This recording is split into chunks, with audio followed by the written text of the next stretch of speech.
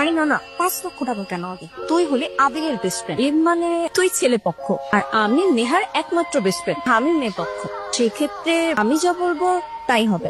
আমি চাই এর দেনমোহর কমপক্ষে 10 লক্ষ টাকা হোক।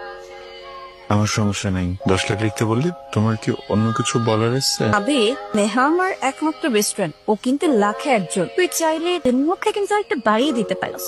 আমাকে একটু কথা বলতে দিবি তোরা? সবাই একটু চুপ থাক। আমার বউ কিছু তোর বউ হয়ে যাবে, আর তখন পরে মুখ থেকে একটা কথা বলবো, বলতে দে। কি বলতে চাও বল। আমি চাই আমাদের বিয়ের দেনমোহর হোক 2,000 টাকা।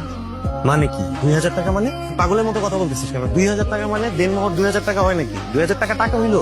2,000 টাকা? এসব তুই কি বলছিস? হ্যাঁ, একটা মিনিট। নেহা, আমি কি কোনো ভুল করছি? আমি তোমার ভালোবাসার মানুষ, কিন্তু আমি তো মানতে পারছি না।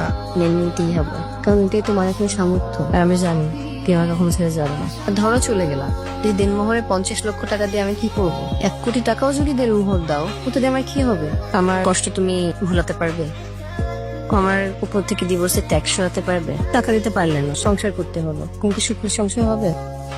যাই হোক, শুধু 2,000 টাকা দেনমোহর